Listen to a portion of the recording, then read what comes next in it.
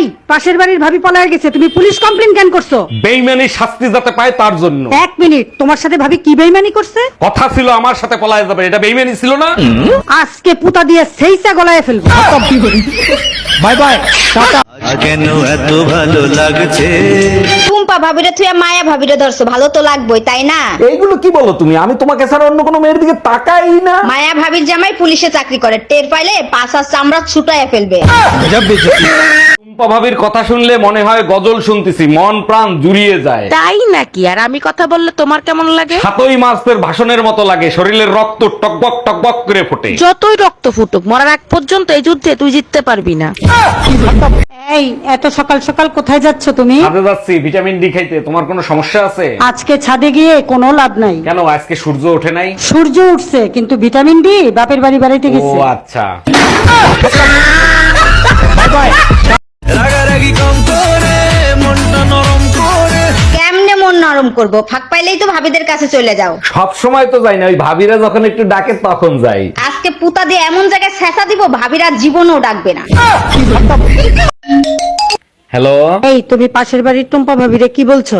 বলছি ভাবি, ভাই বিদেশ গেছে, তাতে কি হয়েছে? আপনার কোনো কিছু দরকার হলে আমারে বলেন, আমি করে দেবো। আজ তাড়াতাড়ি বাসায় আসবা, রুটি বানাবো। কিন্তু তুমি তো রুটি বানাইতে পারো না শোনা। এমন সুন্দর বউ থাকিলে মন থাকে না মনেতে। তারপরে তো টুম্পা ভাবিরে না দেখলে তোমার মাথা ঘুরায়। আরে কি বলো তুমি? ভাই যখন ওই মাঝে মধ্যে অফিসের কাছে বাইরে যায়, তখন একটু ভাবিরে সময় দেই। এই বেহায়া বেটা, কি করিস তুই? হ্যালো, কোথায় আছো? এই তো কাজে। কেন, কি হয়েছে? না কিছু না। কেন, কি হয়েছে বলো? পাশের বাড়ি টুম্পা বৌদি না পালিয়ে গিয়েছে, তার জন্য কনফার্ম হচ্ছিলাম।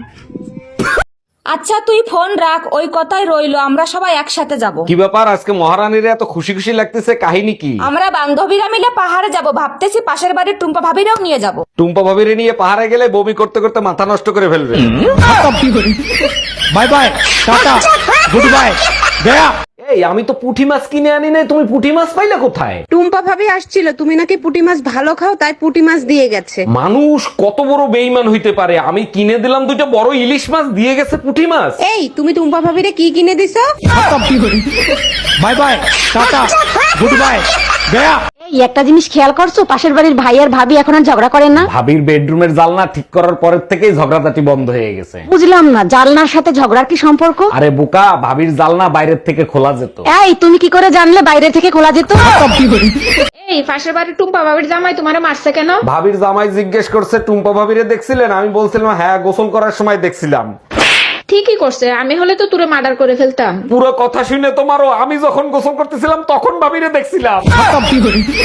Bye bye, tata, good bye, Gaya. ভাইজান, শুনলাম আপনি নাকি ব্যবসা বাদ দিয়ে ট্রাক চালানো শিখতেছেন। আর ভাবি বলেন না, কোনো কাজ শান্তিতে করতে পারি না, যাই করতে যাই আপনার ভাবি এসে সামনে দাঁড়ায়, তাই সিদ্ধান্ত নিয়েছি ট্রাক চালাবো, একবার শুধু সামনে আসুক। এইবার আর সামনে দাঁড়াবে না, পিছে দেখেন, পিছে ভাবি দাঁড়াই আছে। ওই ট্রাকের তলে তোর 14 গোষ্ঠীরে চাপা দেবো।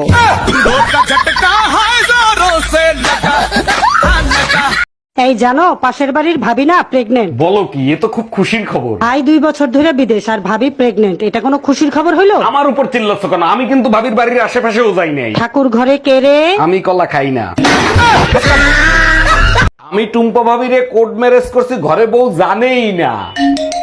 হ্যালো, টুম্পা ভাবির সাথে কোড ম্যারেজ করছিস? আজ তোরে খাইছি। আমি তো ভিডিও করতেছি, এখন পর্যন্ত পোস্টই করি নাই, তুমি জানলা কি করে? ওটা ভিডিও হয় নাই, ওটা লাইভ হইছে। আজ তুই বাসায় আয়। Bye bye, tata, good bye, Gaya. এনো লবণ। এই পাশের বাসাতে লবণ আনতে তোমার এতক্ষণ লাগে? আরে বললো না, আমি লবণ লই তাই বলতেছিলাম। ভাবি কইলো ভাই আমি গোসল করবো, আমার বাথরুমের দরজা নাই, একটু পাহারা দিলাম। তাই একটু পাহারা দিলাম। তো গোসল করতেছে, আবার কিছু দেখো না তো? আল্লাহ আল্লাহ, কি কও? গোসল দেই নাই, কিন্তু একটু কাপড় চেঞ্জ করতে দেখছিলাম। কি দেখছো?